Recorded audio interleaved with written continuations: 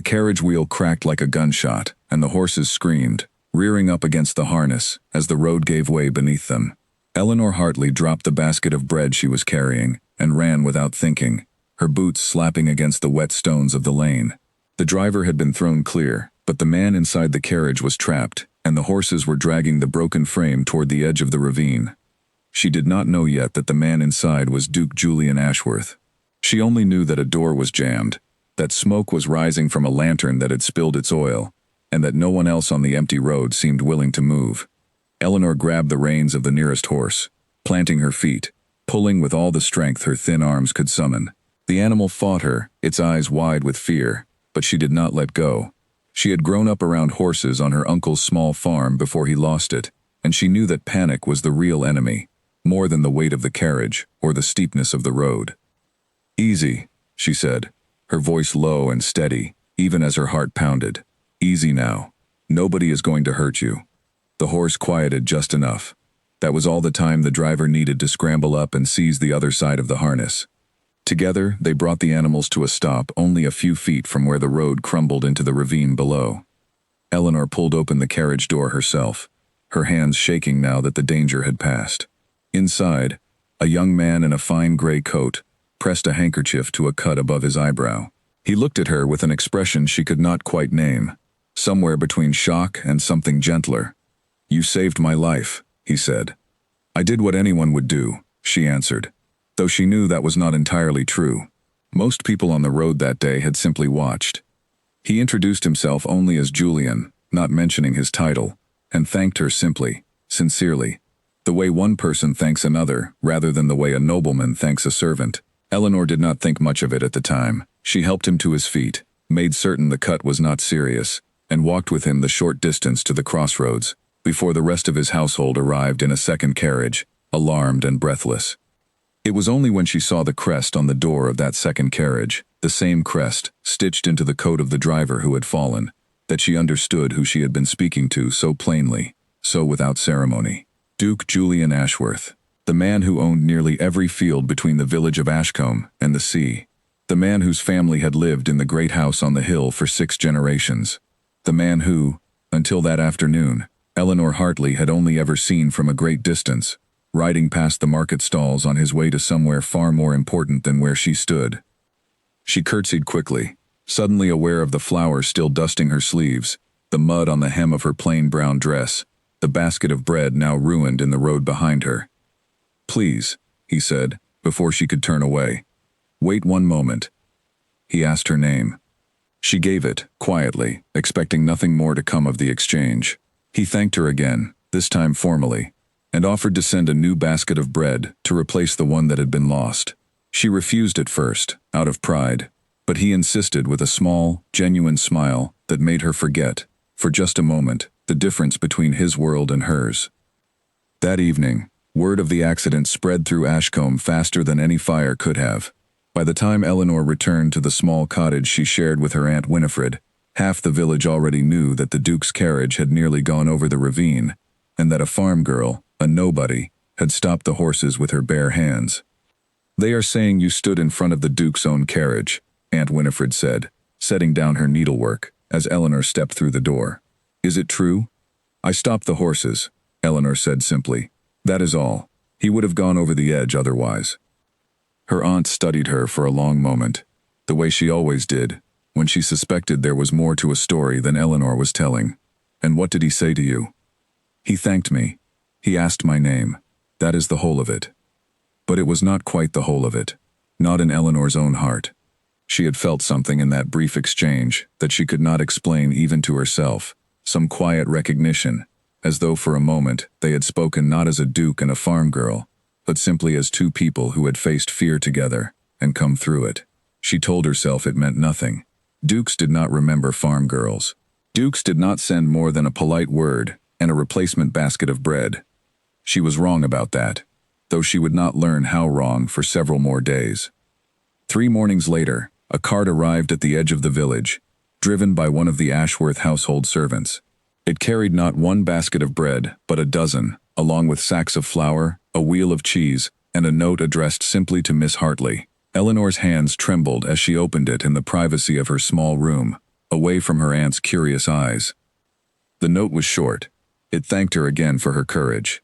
It said that a debt such as the one he owed could not be repaid with bread alone, but that he hoped this small gesture would serve until a better one presented itself. It was signed only with the letter J. Eleanor read the note 3 times, before folding it carefully, and tucking it into the small wooden box, where she kept the few things she treasured: a ribbon from her mother, a pressed flower, a single coin from the year she was born. She did not show the note to her aunt. She did not show it to anyone, but she could not stop the small, foolish warmth that spread through her chest each time she thought of it. She told herself that gratitude was not affection, that a note written by a busy man's own hand, rather than dictated to a secretary, meant nothing beyond simple courtesy.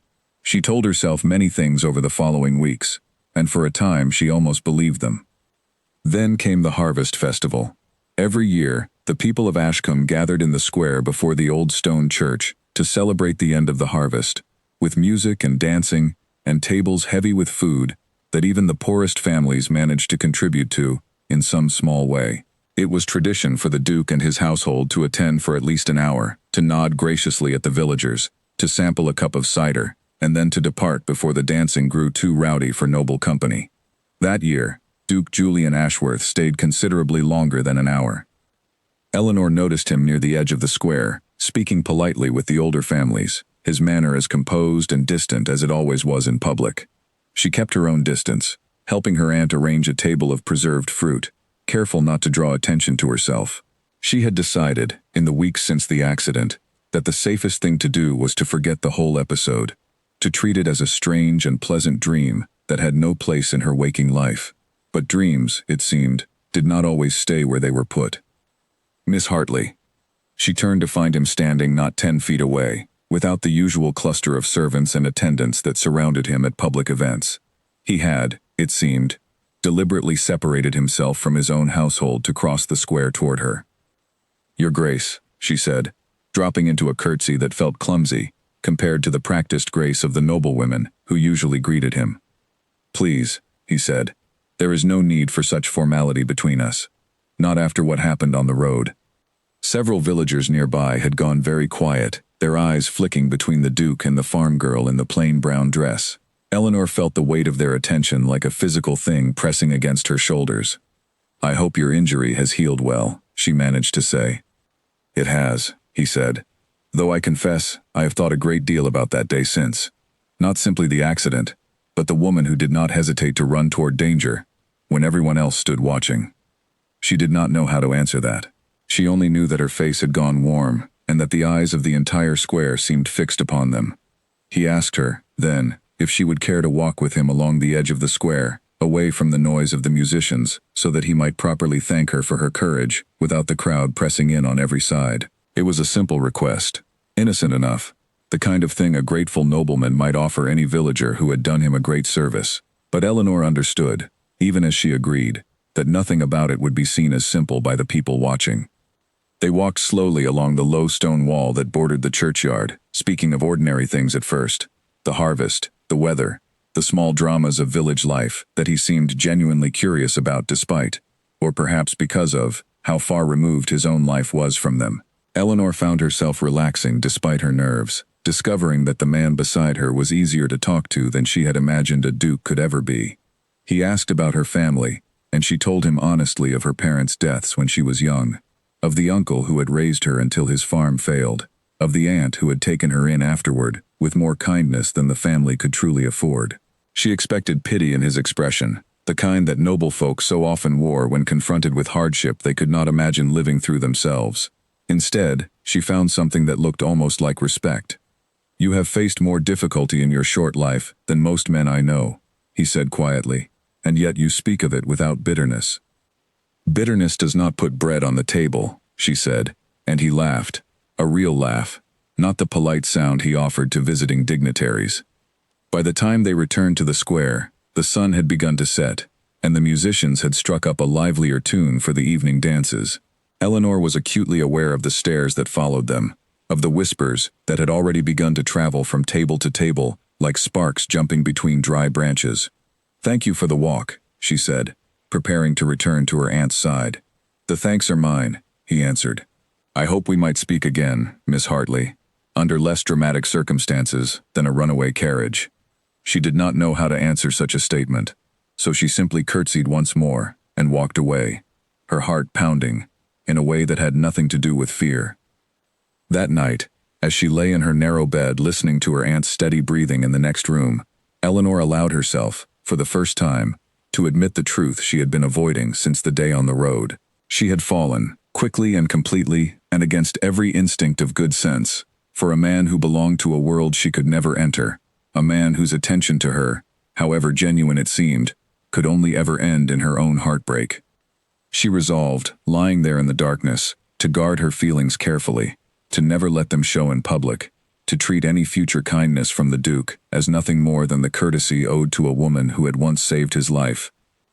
It was a resolution she would keep for exactly 11 days, before the whispers of the village found their way to her door and made privacy impossible, and before she discovered that some feelings, once given room to grow, refused to be put quietly away again.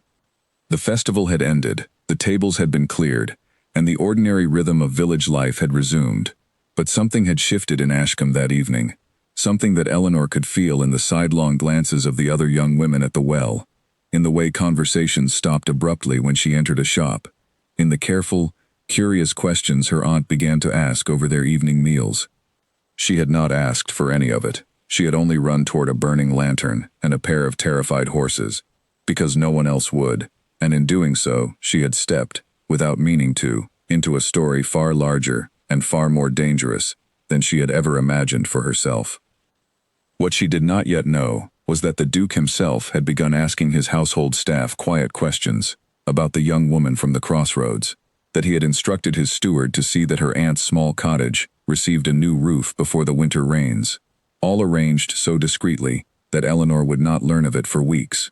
She did not know that in the great house on the hill, in rooms far grander than any she had ever entered, her name had already begun to be spoken in tones that ranged from admiration to suspicion to outright scorn. She only knew, lying awake that night, and many nights after, that she had met a man whose kindness felt like sunlight after a long winter, and that no matter how carefully she guarded her heart, some part of her had already decided it did not want to be guarded at all.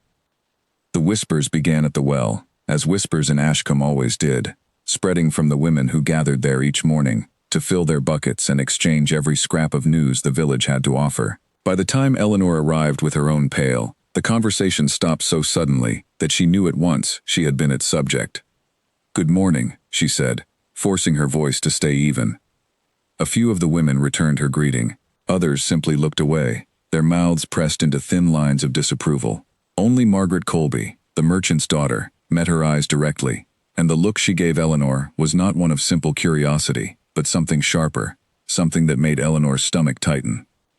"I hear you took quite a long walk with the Duke," Margaret said, her voice pitched just loud enough to carry to the other women. "How fortunate for a farm girl to receive such attention." "He was thanking me for helping with the carriage accident," Eleanor said. "Nothing more." "Of course," Margaret said, smiling in a way that did not reach her eyes. "Though I understand he stayed considerably past his usual hour, and separated himself from his own household to speak with you privately. Strange behavior for a man simply offering thanks." Eleanor filled her pail and left without responding further, though she could feel the eyes of every woman at the well following her down the lane. She told herself it did not matter what they thought, that she had done nothing wrong, that gratitude between two people who had faced danger together was no scandal. But she knew, even as she told herself these things, that the village would not see the matter so simply. Margaret Colby's family had made their fortune in cloth and shipping, and though they were not nobility, they possessed a wealth that placed them far above most families in Ashcombe, including Eleanor's own. It was widely known, though never spoken aloud in polite company, that Margaret's father hoped to see his daughter married into the Ashworth family, an ambition that had grown only more determined since the old Duke's death had left Julian unmarried, and, in the eyes of many, in urgent need of a suitable wife. Eleanor had never given the matter much thought before the day of the accident. She had known, in the vague way one knows facts about people far removed from one's own life, that Margaret Colby considered herself destined for a grand match, and that the Duke represented the grandest match available in the county.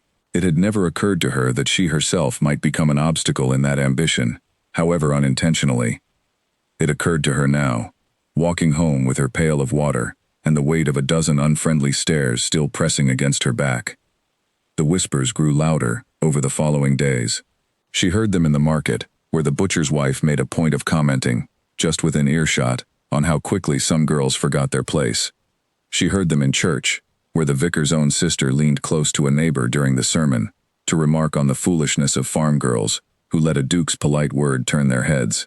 She heard them, most painfully of all, from her own cousin, who visited one afternoon and spoke with barely concealed amusement about the rumors circulating through 3 neighboring villages. "They say you believe he means to court you," her cousin said, not unkindly, but with the particular cruelty of someone who thought they were simply stating an obvious truth. "Eleanor, you must see how foolish that sounds. Men like the Duke do not marry farm girls. They are kind to them, perhaps, the way one is kind to a loyal dog, but nothing more comes of it." "I never said I believed any such thing," Eleanor answered, though the words stung more than she wanted to admit. "Good," her cousin said, "because the whole village is laughing, Eleanor. They call you the girl who caught the Duke's carriage and lost her senses along with it." Eleanor said nothing further, though the phrase lodged itself in her chest like a splinter that would not work its way out. She went about her days with her chin held high, refusing to give anyone the satisfaction of seeing her wounded, but at night, alone in her narrow bed, she allowed herself to feel the full weight of the humiliation that had settled over her life since that single walk through the Harvest Festival square. Her aunt, for her part, tried to offer comfort in her own practical way. "Pay them no mind," Winifred said one evening, mending a torn hem by candlelight. "Small minds delight in small cruelties. It says nothing of you and everything of them." "They are not wrong to laugh, though," Eleanor said quietly. "It is foolish. Whatever I felt during that walk, whatever kindness he showed me, it can come to nothing. I know that as well as anyone. Then why do you look so unhappy when you say it?" Eleanor had no answer for that, and her aunt, wisely, did not press further. The situation grew worse before it grew better.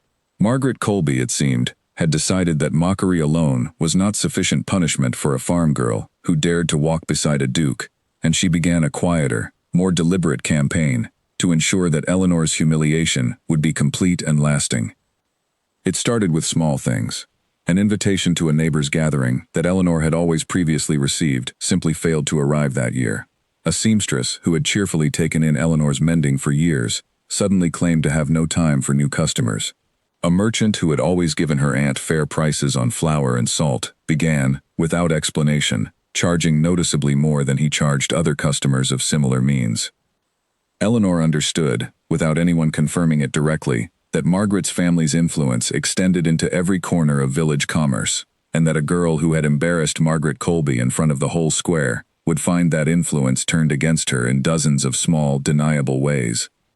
She did not complain. She did not confront Margaret directly, though the temptation grew stronger each time some new small cruelty found its way into her life. She simply endured, the way she had learned to endure so many hardships since her parents' deaths, quietly and without drawing further attention to herself. But enduring quietly did not mean the pain was any less real. The worst moment came nearly 3 weeks after the festival, at the autumn market that drew families from every village within a day's ride. Eleanor had gone with her aunt to sell what remained of their preserved fruit, hoping the extra coin might help make up for the losses caused by the merchants' inflated prices. She was arranging jars on their small table when she heard laughter behind her, and deliberate, the kind of laughter meant to be overheard. "There she is," a voice said, one of Margaret's usual companions, a young woman named Charlotte who had once been almost a friend to Eleanor before the accident changed everything. "The Duke's little rescuer. Tell us, Eleanor, has he sent you any more baskets of bread lately? Perhaps a ring, if you are truly fortunate." Eleanor kept her eyes on the jars in front of her, refusing to turn around, though her hands trembled slightly as she arranged them. "I imagine he has already forgotten her name," another voice added, and this one belonged to Margaret herself, unmistakable in its cold precision.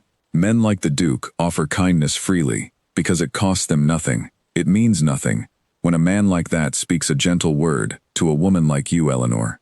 Surely you understand that." The crowd around the market stalls had begun to notice, several faces turning toward the small drama unfolding near the fruit table. Eleanor felt her cheeks burn, felt the old, familiar urge to disappear entirely, to become small enough that no one would see her at all. That is quite enough. The voice that spoke was not one Eleanor recognized immediately, but the reaction of the crowd told her everything before she turned to look. Duke Julian Ashworth stood a few feet away, having apparently arrived at the market on some errand of his own, and his expression as he looked at Margaret Colby held none of the polite warmth he usually offered to village folk. "Your Grace," Margaret said, her confidence faltering visibly, "I did not see you there. We were merely—" "I heard precisely what you were merely doing," he said, his voice quiet, but carrying an authority that silenced the entire square. "Miss Hartley showed considerable courage in stopping my carriage from going over the ravine. I would think the village might celebrate such bravery rather than mock it." Margaret said nothing further, her face gone pale with embarrassment, as the crowd's attention shifted entirely toward her instead of Eleanor. The Duke turned to Eleanor herself, his expression softening. "I hope the harvest market has treated you kindly, Miss Hartley." "Well enough, Your Grace," Eleanor managed, though her voice came out smaller than she intended. He did not stay long after that, offering only a brief nod before continuing on to whatever business had brought him to the market that day. But the damage to Margaret's standing had been done, and Eleanor understood, walking home that evening, that she had just made an enemy far more dangerous than mere village gossip. Margaret Colby was not a woman accustomed to public humiliation, and she would not forget the moment the Duke had defended a farm girl over her in front of half the county. Eleanor's small, unwanted victory that afternoon had cost her something she could not yet calculate, though she would come to understand its full price in the difficult weeks that followed. That night, her aunt asked her gently what had happened at the market, having heard only fragments of the story from neighbors who had witnessed it. "He defended me," Eleanor said simply, "in front of everyone. That is good, is it not?" "It should be," Eleanor said, staring at the small candle flame flickering on the table between them. "But I fear I have only made things worse. Margaret will not forgive this. And the whole village will say now that I have bewitched him somehow, that I orchestrated the whole scene to win his sympathy." Her aunt reached across the table and took her hand. "You cannot control what small-minded people choose to believe, Eleanor. You can only control how you carry yourself, and so far, you have carried yourself with more dignity than any of them deserve." Eleanor squeezed her aunt's hand gratefully, though the words offered only partial comfort against the storm she sensed gathering around her. She did not yet know how far Margaret Colby would go to reclaim her wounded pride, nor how much the whispers of the village would grow before they finally reached a breaking point. She only knew, lying awake once again in the darkness, that whatever fragile hope had bloomed in her heart since the day of the accident now carried with it a cost she was only beginning to understand. Winter arrived early that year, sweeping down from the northern hills with a bitterness that settled into the bones of everyone in Ashcombe, and with it came a change in Duke Julian Ashworth that Eleanor felt long before she understood its cause. The warmth she had glimpsed in him during the harvest festival, the easy laughter, the genuine curiosity about her life, all of it seemed to vanish as quickly as the autumn leaves had fallen from the trees. She saw him only twice in the following weeks, both times at a distance, both times surrounded by the usual retinue of servants and advisors that kept ordinary villagers at arm's length. The first occasion was at the church, where he sat in the family pew reserved for the Ashworth household, his expression composed and distant, his eyes never once wandering toward the rows where Eleanor sat with her aunt. The second was on the road near the crossroads where the accident had occurred, his carriage passing her at a brisk trot, without so much as a nod of recognition from the window. Eleanor told herself this was simply the natural order of things reasserting itself, that whatever brief connection had formed between them on the day of the accident had been an aberration, a product of shared danger rather than genuine feeling. She told herself this, and yet each time she saw him pass without acknowledgement, something in her chest tightened painfully, a small private grief she could share with no one. The village noticed the change as well, and their commentary on it was, if anything, crueler than their previous mockery. "You see," Charlotte said to her one afternoon, encountering Eleanor outside the chandler's shop, "I told you it would come to nothing. A man like the Duke does not linger on foolish fancies. He has already turned his attention elsewhere, as anyone with sense could have predicted. Eleanor did not respond, though the words followed her home like a persistent shadow.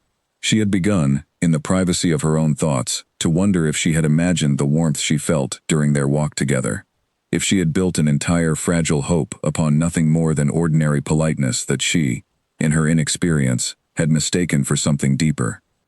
It was Aunt Winifred who first suggested the true cause of the Duke's sudden distance, though she offered the theory carefully, aware of how much pain it might cause her niece.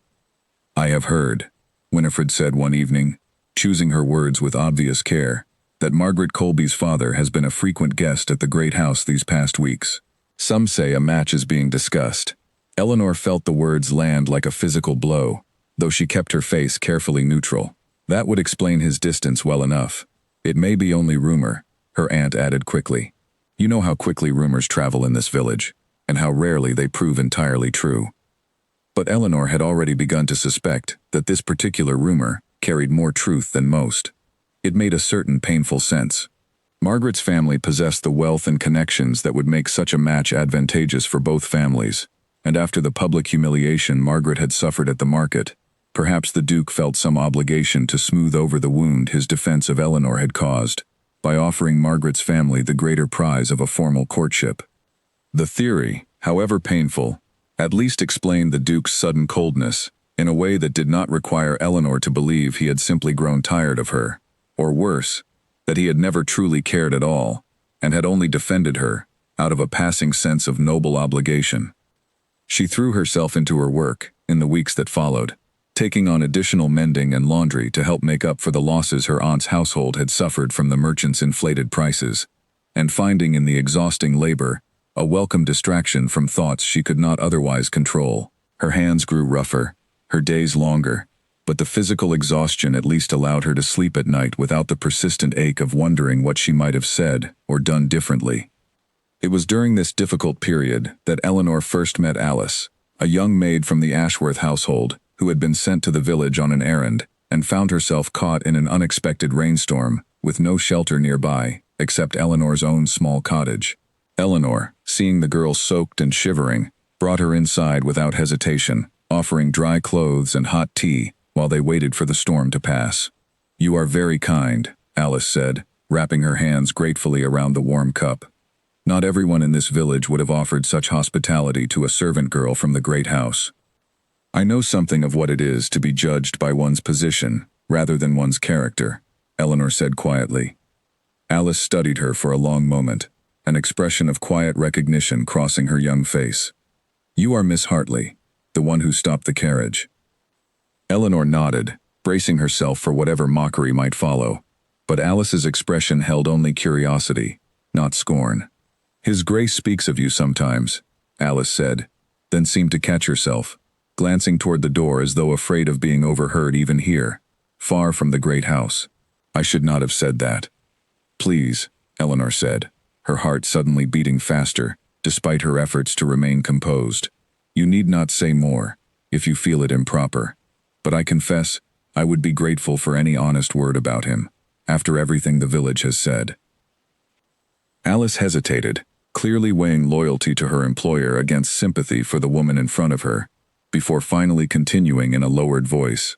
"He has seemed unhappy these past weeks, Miss Hartley. Not himself at all. The other servants have noticed it too, though none of us understand the cause. Some say it has to do with pressure from his mother, the Dowager Duchess, regarding matters of marriage." "Margaret Colby," Eleanor said softly. Alice's eyes widened slightly. "You have heard the rumor as well, then. I do not know if it is true.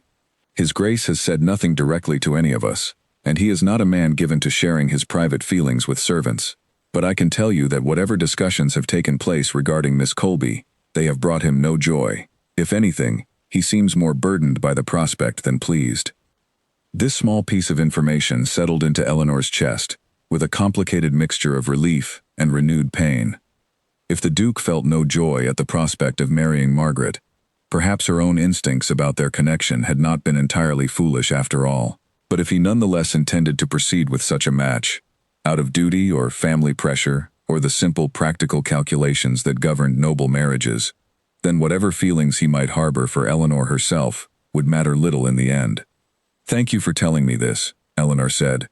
"I know it was not easy for you to share." "You showed me kindness when the whole village might have turned me away," Alice said, standing as the rain outside finally began to ease. "I could offer you nothing less in return." After Alice had gone, Eleanor sat alone by the fire for a long while, turning the new information over in her mind. She thought of the Duke's expression during their walk at the Harvest Festival, the genuine warmth in his voice when he had asked about her family, the fierce authority with which he had defended her at the market against Margaret's cruelty. None of these memories matched the image of a man eager to marry Margaret Colby for reasons of family advantage. And yet Dukes did not marry farm girls, however brave, however genuine the connection between them might feel in stolen moments at a festival or a market square. The world she lived in operated according to rules far older and far more rigid than any private feeling, and Eleanor understood, with a clarity that brought fresh pain, that understanding a man's true heart changed nothing about the practical reality of his obligations. She resolved, once again, to guard her feelings more carefully, to accept whatever outcome the coming months brought, without allowing herself to hope for more than circumstances could reasonably provide. It was a resolution born of hard experience, of a lifetime spent learning that hope, however sweet, often preceded disappointment in equal measure. But resolutions made in the quiet of a winter evening had a way of dissolving in the face of unexpected encounters, and Eleanor would soon discover that the Duke himself was not so easily resigned to the practical calculations that governed his world. The first sign of this came nearly a month later, on a bitterly cold morning, when Eleanor walked to the village well and found, waiting near the frozen stones, not Margaret Colby or any of her usual tormentors, but a single folded letter, bearing no name, tucked beneath a smooth gray stone where only she would think to look. She recognized the handwriting immediately, having memorized every curve of it from the note that had accompanied the baskets of bread so many weeks before. The letter contained only a few lines, but they were enough to undo every careful resolution Eleanor had built over the preceding weeks of silence and distance. He wrote that he had thought of their conversation at the festival many times since, that circumstances at the great house had made open communication difficult, but that his feelings toward her had not changed despite appearances that might have suggested otherwise. He asked, with careful and formal language that could not quite disguise the urgency beneath it, whether she might be willing to meet him briefly, privately, at a location he described near the old mill at the edge of the Ashworth property, where they might speak freely, without the eyes of the village upon them. Eleanor read the letter 3 times in the freezing morning air, her hands trembling with something that was no longer entirely the cold. Every practical instinct she possessed warned her against such a meeting, warned her of the danger to her reputation should anyone discover it, warned her of the fresh heartbreak that surely awaited if she allowed herself to hope once more for something that the rigid structure of their world would ultimately deny them both. And yet she found herself, almost against her own will, already composing her answer in her mind, already imagining the path to the old mill, already feeling the fragile, foolish hope that she had tried so hard to extinguish spring back to life with a force that frightened her.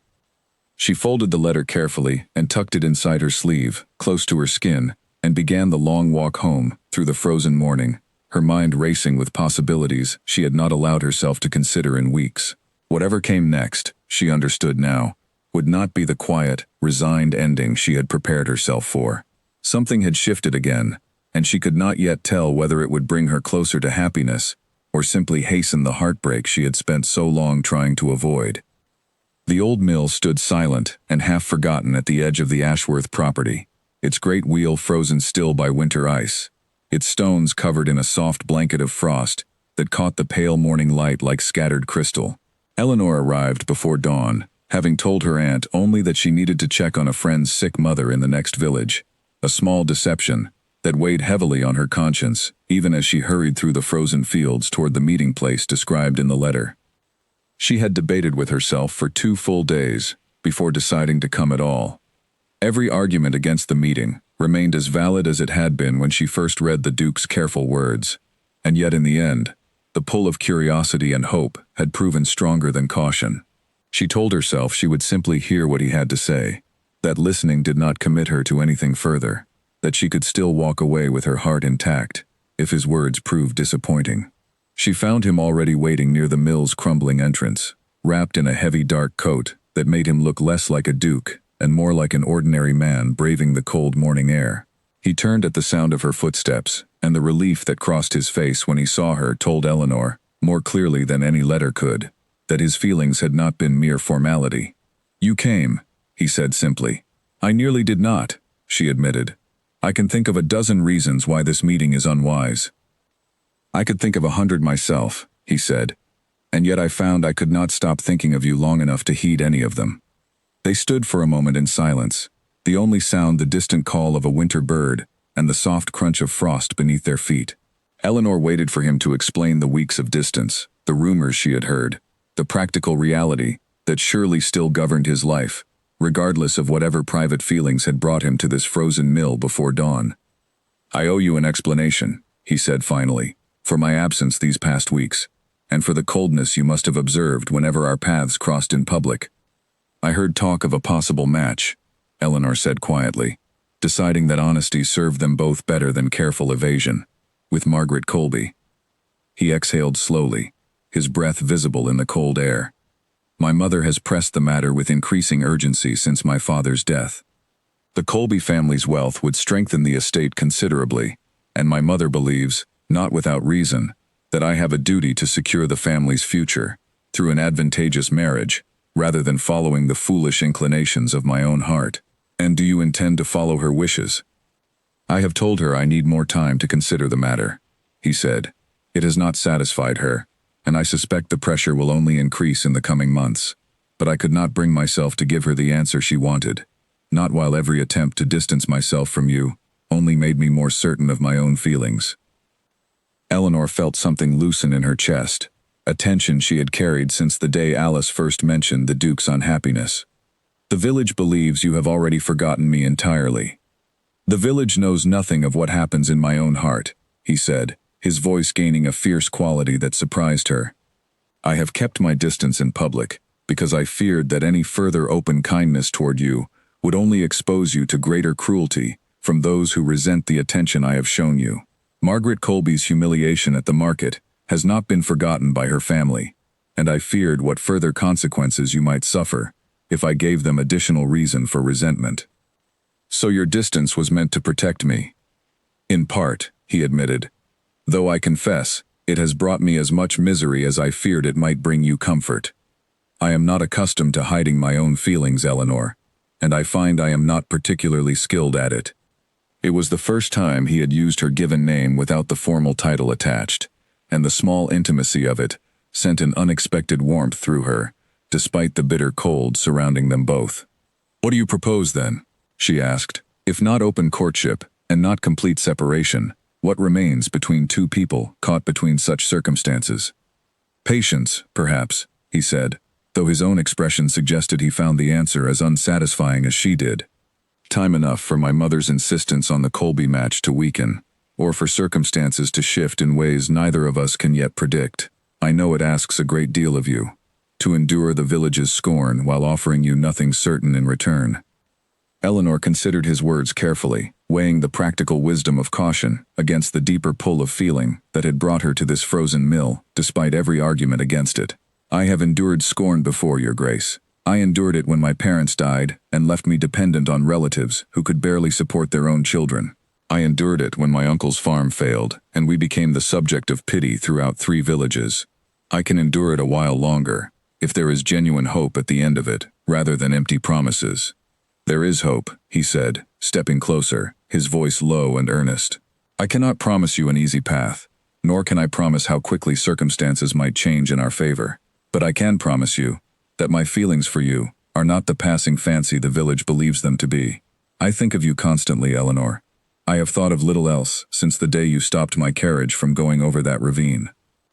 The confession, so plainly and simply offered, undid the last of Eleanor's careful resolve to guard her heart against exactly this kind of hope.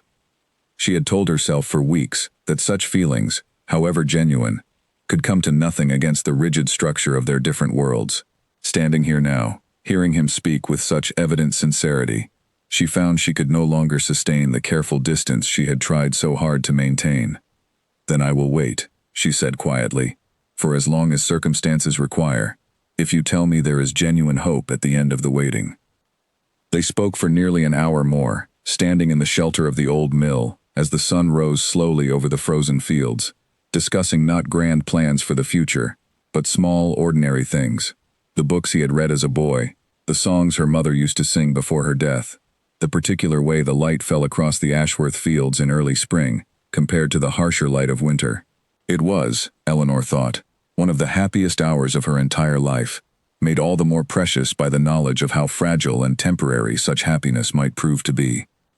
Before they parted, he pressed a small object into her hand, a simple silver locket that had belonged, he explained, to his own grandmother, a woman who had married for love against the wishes of her own family, and never regretted the choice, despite years of hardship that followed.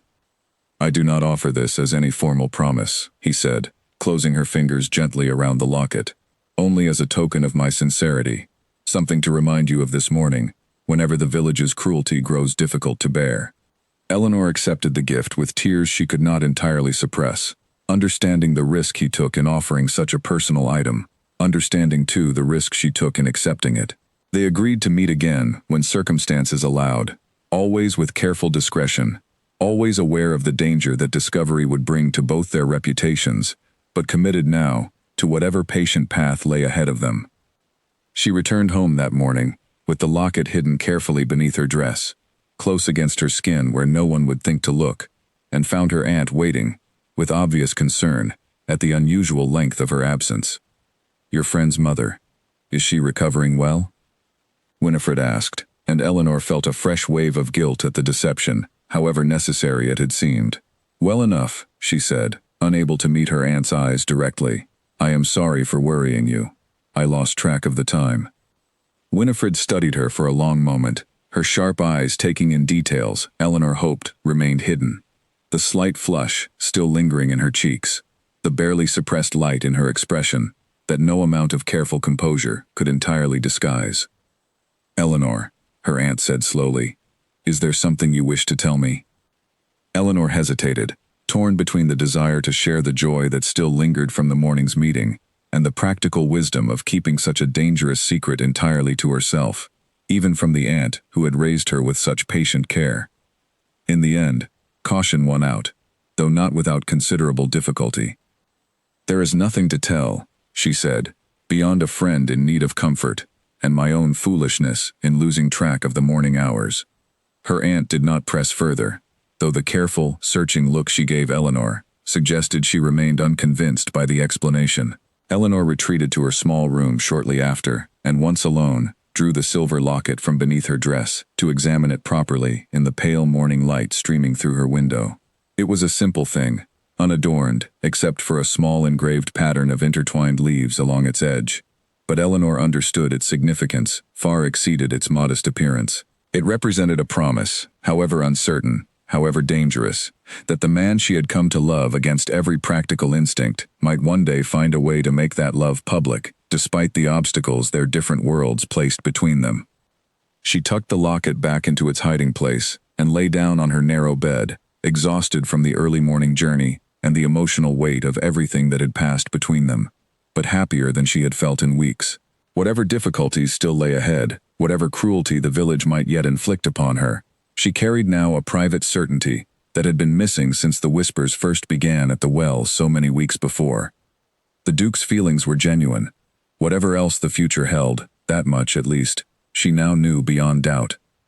She did not yet know how quickly that certainty would be tested, nor how far Margaret Colby's wounded pride would drive her in the weeks to come, nor how the fragile hope born in the shadow of the old mill would soon be threatened by forces far beyond either her own control or the Duke's careful attempts at protection.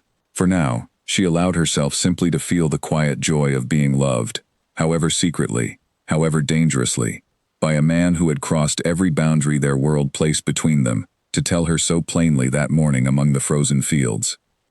Spring came slowly to Ashcombe that year, the frost lingering in the shadowed corners of the fields long after the sun had begun to warm the open ground. And with it came an invitation that would set in motion the cruelest chapter of Eleanor's ordeal. The Dowager Duchess Constance, having grown impatient with her son's continued hesitation regarding the Colby match, announced a grand spring ball at Ashworth Hall, ostensibly to celebrate the change of season, but understood by everyone in the county to be an occasion designed to formally advance the courtship between Julian and Margaret. Eleanor learned of the ball from her aunt, who had heard the news from a neighbor whose daughter worked in the Ashworth kitchens. The entire village, it seemed, would be permitted to attend the outer celebrations held in the gardens, even if only the finest families would be invited into the great hall itself for the formal dancing. "You should not go," her aunt said carefully, watching Eleanor's face for any sign of the turmoil she suspected lay beneath her niece's careful composure. "Will only bring you pain to watch such an event unfold." "I must go," Eleanor said. "If I stay away, the village will say I am hiding in shame, that I have finally accepted my foolishness. I would rather face whatever pain the evening brings than give them that satisfaction." In truth, her reasons were more complicated than she admitted to her aunt. She had received no word from Julian in the 3 weeks since their meeting at the old mill, and while she understood the necessity of their careful discretion, the silence had begun to weigh on her more heavily than she wanted to acknowledge.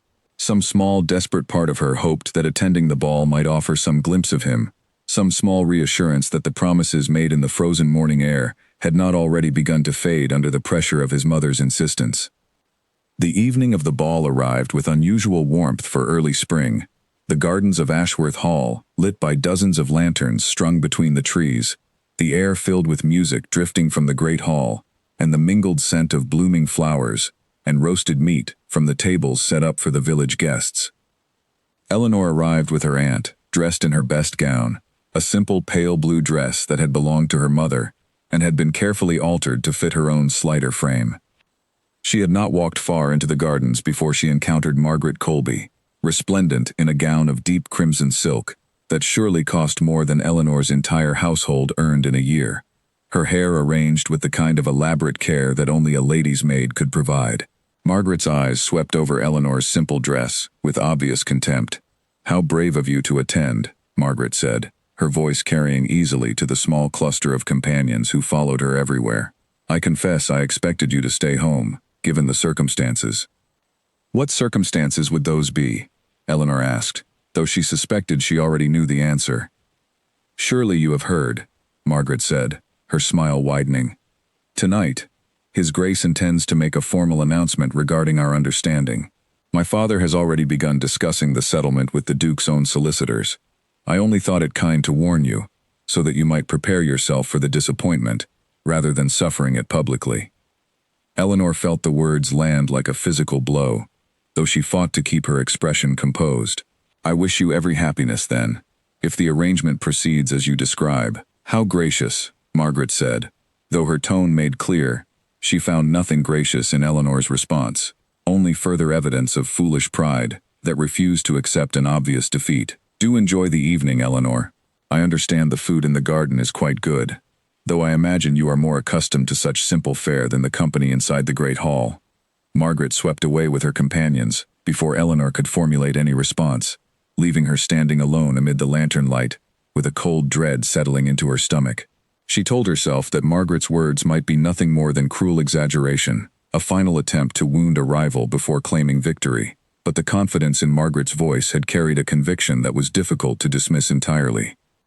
She spent the following hour moving through the gardens in a daze, barely tasting the food her aunt pressed upon her, barely following the conversations of neighbors who greeted her with the same mixture of curiosity and pity that had followed her since the harvest festival so many months before. She kept searching the windows of the great hall for some glimpse of Julian, some sign that might confirm or deny Margaret's claims, but the distance and the crowd made it impossible to see anything clearly. It was nearly an hour before midnight when the doors of the great hall opened, and the Dowager Duchess herself emerged onto the terrace, overlooking the gardens, accompanied by a steward who called for silence among the assembled crowd. Eleanor's heart began to pound painfully as she realized what was about to happen. "Friends," the Dowager Duchess announced, her voice carrying clearly across the suddenly quiet gardens, "it is my great pleasure tonight to share news that I believe will bring joy to our entire community." Eleanor felt her aunt's hand find hers, squeezing gently in silent support, as the Duchess continued. "After careful consideration, and with the blessing of both our families, I am pleased to announce the formal courtship between my son, Duke Julian Ashworth, and Miss Margaret Colby. The garden erupted into polite applause, though Eleanor barely heard it over the roaring in her own ears. She searched desperately for some sign of Julian among the figures now emerging onto the terrace, and found him finally, standing slightly apart from his mother and from Margaret, his expression carefully neutral in a way that told Eleanor nothing of his true feelings about the announcement that had just been made. Their eyes met across the distance of the crowded garden, only for a moment, but long enough for Eleanor to see something flash across his face, something that looked almost like desperate apology, before he was drawn back into conversation with well-wishers pressing forward to offer their congratulations. Eleanor did not remain in the gardens much longer after that. She made some excuse to her aunt about a sudden headache, and they departed before the formal dancing had even begun inside the great hall, walking home through the dark lanes in a silence that neither of them attempted to break. It was only once she reached the privacy of her own small room that Eleanor allowed herself to fully feel the devastation of what she had witnessed. She drew the silver locket from its hiding place and held it tightly in her palm, wondering if the promises made in the shadow of the old mill had been nothing more than empty words after all, offered perhaps sincerely in the moment, but ultimately no match for the practical pressures of his mother's ambitions and his family's obligations. She did not weep, though the effort of holding back her tears left her chest aching with a pain she had never before experienced. She simply sat by her window through the remainder of the night, watching the distant lights of Ashworth Hall finally dim as the celebration wound to its close, and wondering what, if anything, remained of the future she had allowed herself to briefly imagine. The following days brought a fresh wave of village gossip, this time with an edge of triumphant vindication that Eleanor found almost more difficult to bear than the earlier mockery had been. Charlotte and her companions no longer needed to speculate about the foolishness of Eleanor's supposed delusions regarding the Duke. The formal announcement had settled the matter definitively, and they took evident pleasure in reminding her of it at every opportunity. "I did warn you," Charlotte said one morning at the market, her tone carrying more pity now than outright cruelty, which somehow made the words sting even more sharply. "Perhaps now you can put aside such foolish hopes and find contentment with a match more suited to your station." Eleanor endured these comments with the same quiet dignity she had maintained throughout the preceding months, though the effort required to maintain her composure grew heavier with each passing day. She had no way of knowing whether Julian's careful neutrality at the ball reflected genuine acceptance of the arranged courtship, or simply the practiced discipline of a man forced to conceal his true feelings in a public setting. It was nearly 2 weeks after the ball before she received any word from him at all, and when it finally came, it arrived not in the form of a letter, but through Alice, who found an excuse to visit Eleanor's cottage on a quiet afternoon when Aunt Winifred had gone to visit a sick neighbor. "He asked me to tell you," Alice said, her voice low with the seriousness of the message she carried, "that nothing has changed in his heart, whatever appearances might suggest. The courtship with Miss Colby was announced against his direct wishes, forced upon him by his mother's insistence and threats regarding the family's financial obligations that he has not yet fully explained even to me. He asks for your patience a while longer, and your trust that he is working toward a solution that will allow him to honor the promises he made to you."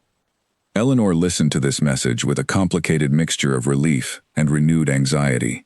If his feelings remained genuine, as Alice's message suggested, then some small hope still remained for the future they had briefly imagined together. But the practical reality of a formal courtship, publicly announced and apparently supported by both families, represented an obstacle far more difficult to overcome than mere parental disapproval or village gossip. "Did he say how long this patience might be required?" Eleanor asked. Alice shook her head. "He did not say, Miss Hartley. I do not think he knows himself. But he asked me to assure you that whatever the coming months bring, his feelings for you remain unchanged, and he has not abandoned the hope of finding a way forward that honors both his obligations and his own heart." It was, Eleanor reflected after Alice had gone, both more and less than she had hoped to hear.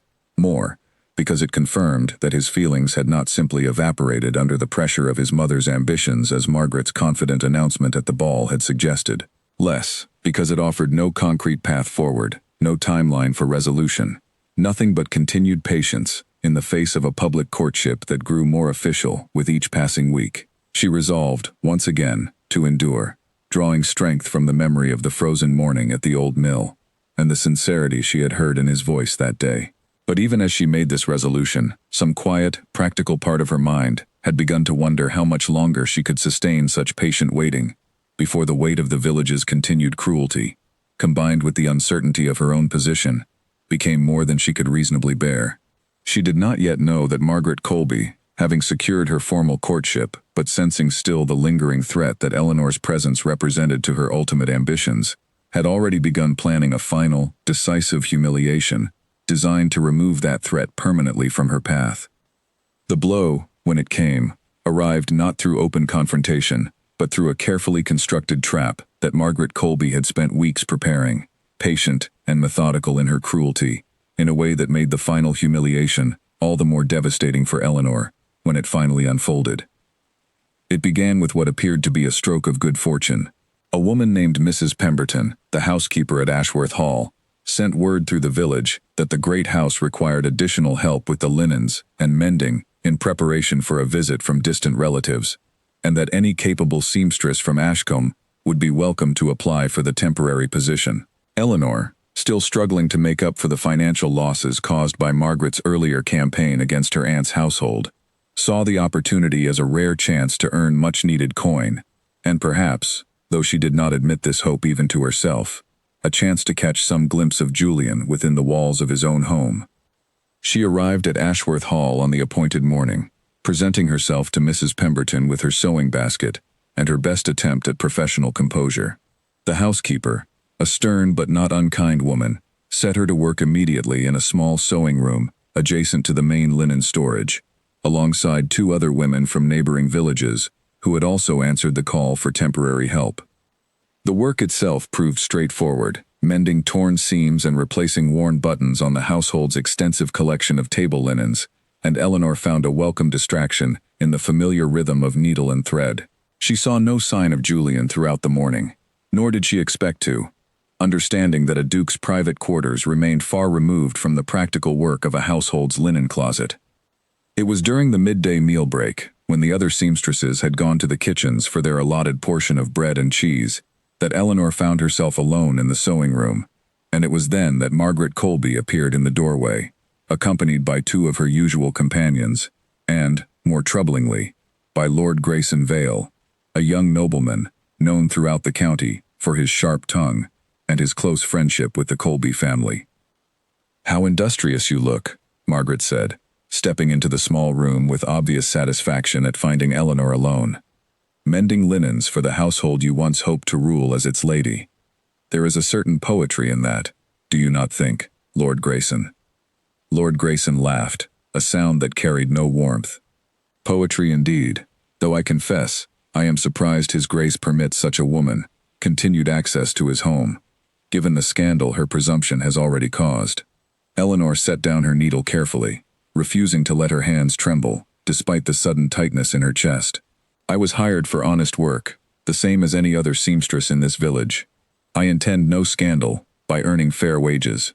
"Honest work," Margaret repeated, her tone dripping with mockery. "How touching. Tell me, Eleanor, did you truly believe that mending his mother's tablecloths might somehow win you a place at his table? Perhaps you imagined he might notice your diligence and reconsider his choice of bride." "I imagined nothing of the sort," Eleanor said, though the accusation struck uncomfortably close to feelings she had indeed harbored, however faintly, when Alice's message had renewed her hope weeks earlier. "I think you imagine a great deal more than you admit," Margaret said, moving closer, her companions and Lord Grayson forming an unwelcome circle around the small work table where Eleanor sat. "The whole village speaks of your foolish delusions, Eleanor. Even now, with the formal courtship announced, with the wedding date to be set within the year, you persist in some private fantasy that His Grace's heart still belongs to you, rather than to the woman he has publicly chosen." Eleanor said nothing, understanding that any response she offered would only provide further ammunition for Margaret's cruelty, but her silence seemed to enrage Margaret further, rather than satisfying her. "Perhaps a demonstration is needed," Margaret said, turning to Lord Grayson with a cold smile, "to finally convince this foolish girl that her presence in this household, in this village, brings her nothing but continued humiliation." What followed was not physical harm, for Margaret was too careful, too aware of the consequences that might follow if word reached the Duke of any genuine cruelty inflicted upon Eleanor within his own household. Instead, it was something more insidious.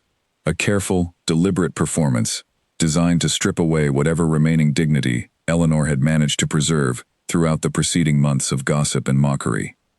Lord Grayson produced, with evident relish, a letter that he claimed had been intercepted from the Duke's own correspondence, purporting to show Julian's private mockery of Eleanor's supposed delusions, describing her, in cruel and dismissive terms, as a foolish country girl who had misunderstood simple courtesy for genuine affection.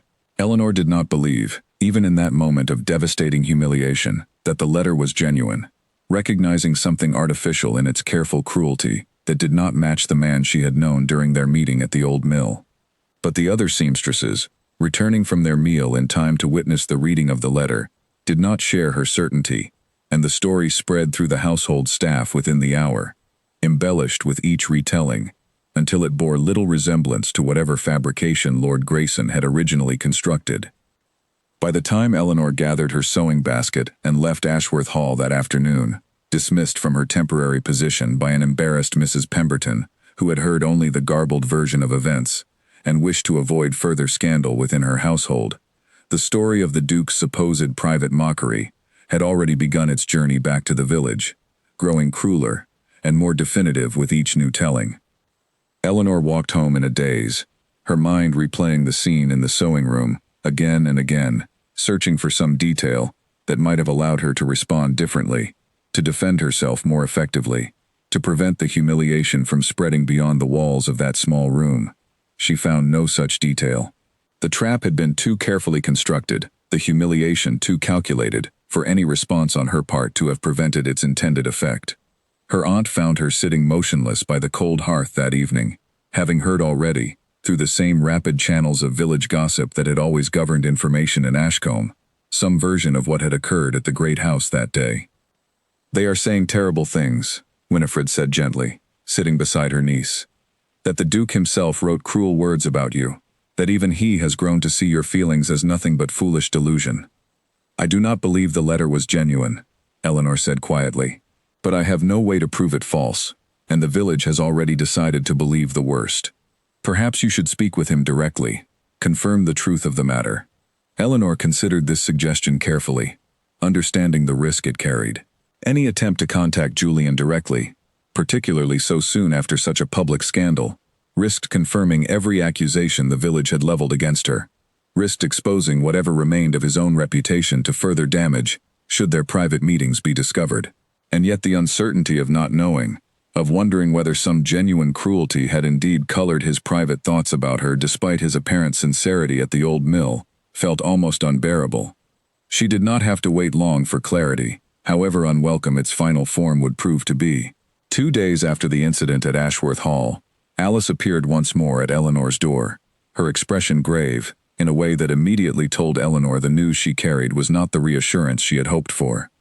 "His Grace is furious about what happened," Alice said without preamble. "He has confirmed the letter was entirely fabricated, likely by Lord Grayson at Miss Colby's instruction, though neither has admitted responsibility directly. He wished me to tell you that his feelings remain unchanged, and that he intends to address the matter of the false letter publicly." "That is some comfort," Eleanor said, though she found the reassurance offered little relief against the deeper exhaustion that had settled over her since the incident. "There is more," Alice continued, her expression growing even more troubled. "The Dowager Duchess has learned of the incident as well, and rather than blaming Miss Colby for the scandal, she has instead grown convinced that your continued presence in the village represents an ongoing threat to her son's reputation and to the success of the arranged courtship. She has instructed His Grace, in the strongest possible terms, to cease all contact with you immediately, and has threatened severe consequences, both to his own inheritance and to your aunt's small household, should he fail to comply." Eleanor felt the last fragile thread of her hope begin to unravel at this news. "What kind of consequences?" "I do not know the full details," Alice admitted, "but I understand the Dowager Duchess controls significant portions of the estate's finances, independent of her son's own inheritance, at least until he formally marries and comes fully into his title's full authority. She has threatened to use that control to make life very difficult for both him and for anyone associated with him. should he continue what she considers a scandalous and inappropriate attachment? And what does he intend to do?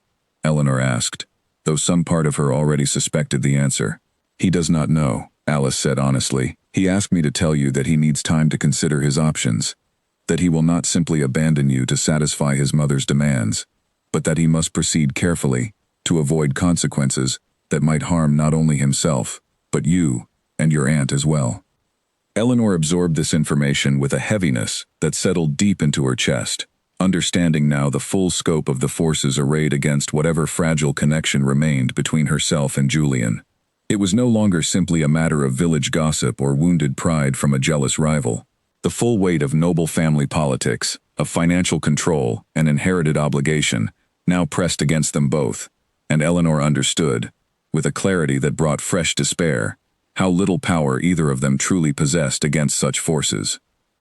She thanked Alice for the message and retreated once more to the privacy of her small room, where she sat for a long while, turning the silver locket over in her palm, wondering whether the promises made in the frozen morning air of the old mill had been, however sincerely intended, ultimately no match for the practical realities that governed the world into which she had never truly belonged. She did not yet know that the following weeks would bring not resolution, but escalating pressure from every direction, nor that the humiliation she had already suffered represented only the beginning of a cruelty that would eventually force her to a decision she had never imagined herself capable of making. The final weeks before Eleanor's disappearance passed in a blur of quiet desperation that she would later struggle to fully remember, each day bringing some fresh reminder of how completely the forces arrayed against her had closed in around every corner of her life. The village gossip, having already reached a fever pitch after the incident with the fabricated letter, showed no sign of diminishing, and Eleanor found herself increasingly unable to walk through the market or attend Sunday services without encountering some new cruelty, some fresh reminder of her supposed foolishness in ever believing a duke might genuinely love a farm girl. But it was not the village's cruelty alone that finally broke the fragile hope Eleanor had carried since the frozen morning at the old mill. It was a visit, entirely unexpected, from the Dowager Duchess Constance herself, who arrived at Eleanor's small cottage on a gray afternoon in early summer, accompanied only by a single attendant and an expression of cold, controlled authority that made Eleanor's aunt nearly drop the teapot she had been carrying when she opened the door to find such an unlikely visitor waiting outside. "Miss Hartley," the Dowager Duchess said, once she had been seated in the cottage's small front room, her presence somehow making the modest space feel even smaller than usual. "I believe you understand why I have come." "I can guess, Your Grace," Eleanor said, standing stiffly near the hearth, her aunt hovering nearby with obvious anxiety. "Then let us dispense with unnecessary pleasantries," the Duchess said. "My son harbors feelings for you that threaten to undo everything I have worked to secure for this family since my husband's death. The Colby match represents financial security that this estate desperately requires, security that your continued presence in his life directly jeopardizes. I have never asked for anything from your son beyond simple honesty," Eleanor said, though her voice trembled slightly, despite her best efforts at composure. "Perhaps not," the Duchess allowed, "but your presence alone, regardless of what you have asked for, creates a complication that threatens the future of this entire family. I did not come here today to debate the sincerity of whatever feelings exist between you and my son. I came to inform you of the consequences that will follow should this attachment continue." She proceeded then to outline, with chilling precision, the full extent of the pressure she intended to bring to bear should Eleanor not remove herself entirely from Julian's life. The merchant who had already inflated prices for Eleanor's household would receive further encouragement to make their situation still more difficult. The small cottage they occupied, Eleanor learned for the first time, technically remained under a lease, controlled indirectly through connections to the Ashworth estate. Connections the Duchess made clear she could and would exploit to see the lease terminated entirely, leaving Eleanor and her aunt without shelter. And should these pressures prove insufficient, the Duchess hinted darkly at further consequences that she declined to specify, but which she assured Eleanor would prove considerably more severe. "You wound your own son with these threats," Eleanor said, unable to keep a note of anger from entering her voice, despite the danger of speaking so boldly to a woman with such power over her family's future. Do you truly believe forcing him into a marriage he does not want will bring this family the happiness you claim to seek?" "Happiness," the Duchess said, with something almost like pity in her cold expression, "is a luxury this family cannot currently afford. Miss Hartley, my son will come to understand his duty in time, as I came to understand mine when I was scarcely older than you are now. Your continued presence only delays that understanding and prolongs his unhappiness rather than easing it." After the Duchess departed, Eleanor sat in stunned silence for a long while, her aunt finally breaking the quiet with a gentle hand on her shoulder. "She means every word," Winifred said softly. "I have heard enough of the Ashworth family's history to know the Dowager Duchess does not make idle threats."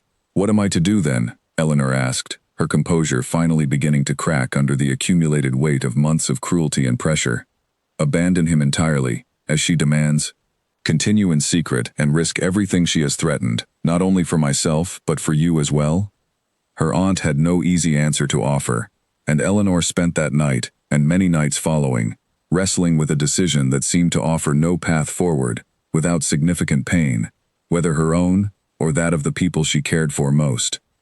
It was nearly a week later when Eleanor received word, through Alice once more, of a conversation she overheard between the Dowager Duchess and Julian himself. A conversation that finally convinced Eleanor of what she needed to do.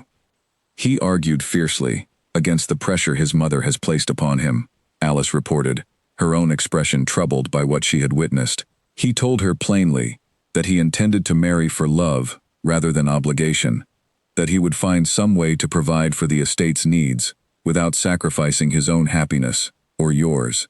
But his mother reminded him, in the coldest terms I have ever heard her use, of certain debts and obligations tied to the estate that only the Colby family's wealth can adequately address.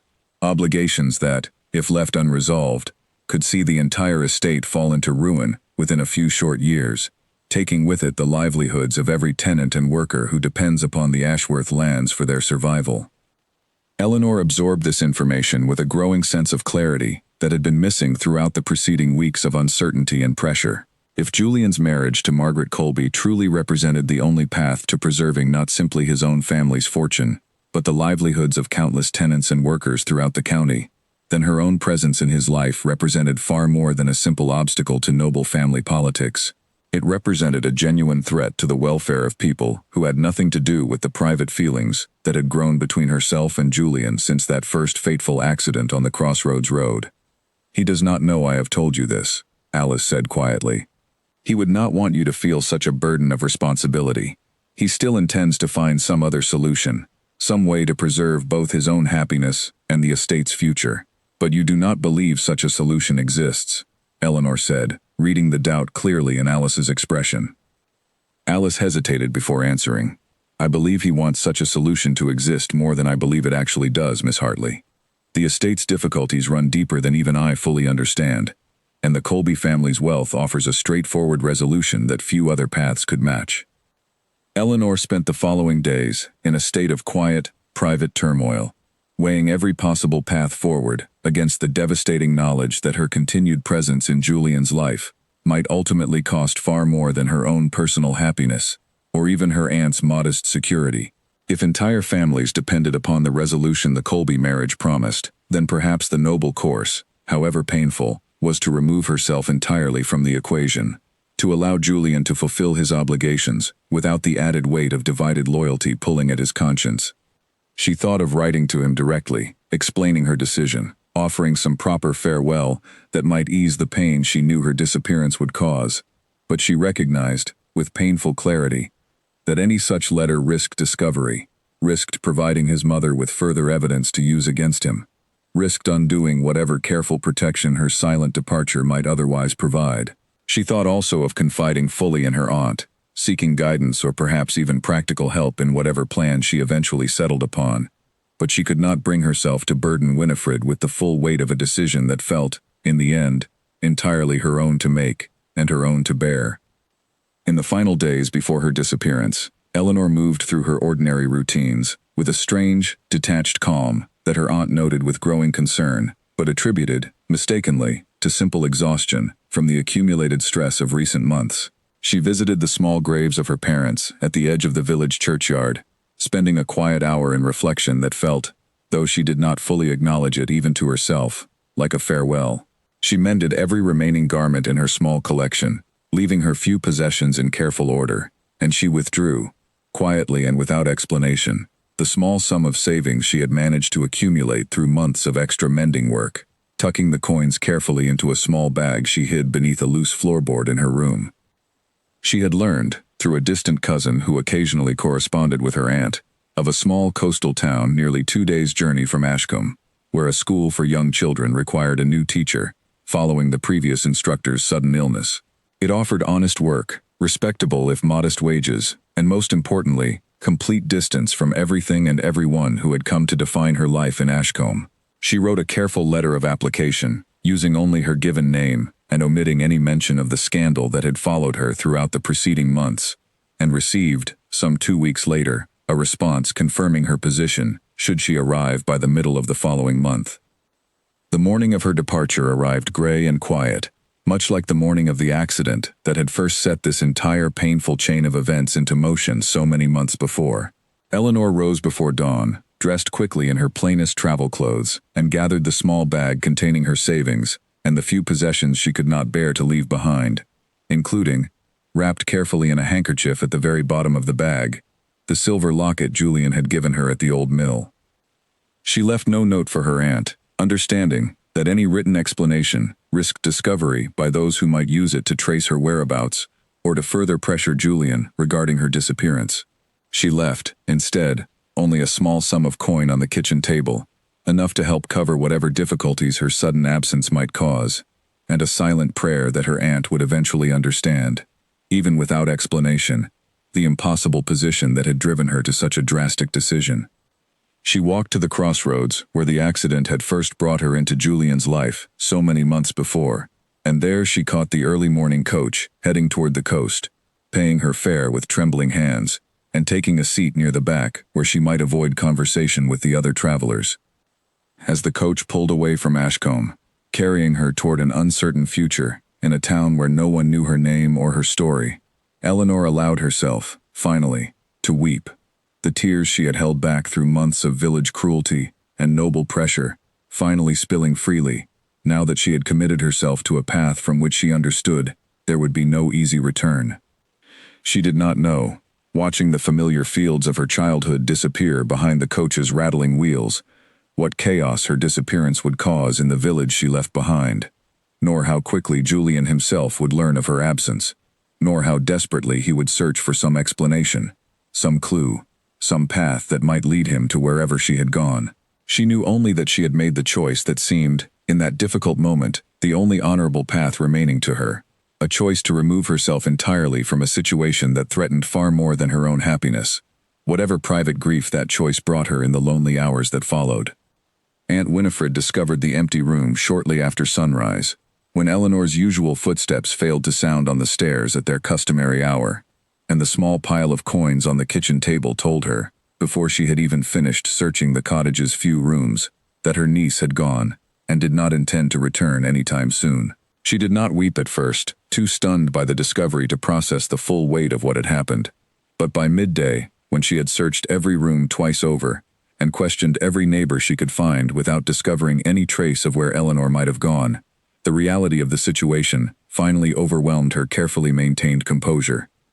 Word of Eleanor's disappearance spread through Ashcombe with the same rapid, relentless efficiency that had always characterized the village's handling of gossip, though this time the tone of the whispers carried something different from the earlier mockery, a note of genuine shock and, in some quarters, uncomfortable guilt. Charlotte, upon hearing the news at the well, grew visibly pale and quiet, offering no further cruel remarks about foolish delusions or misplaced hopes. Even Margaret Colby, when the news reached her at Ashworth Hall, found herself unable to summon her usual satisfaction at Eleanor's apparent defeat, troubled by an unease she could not quite name. But it was Julian who felt the news most acutely, receiving word from Alice, who had heard it herself from a distraught Winifred seeking any information about her niece's whereabouts, only hours after Eleanor's coach had already carried her, well beyond any hope of easy pursuit. He did not at first believe the news could be true. Surely, he told Alice, There was some simple explanation. Some family emergency that had called Eleanor away without proper notice. Some misunderstanding that would resolve itself within a day or two at most.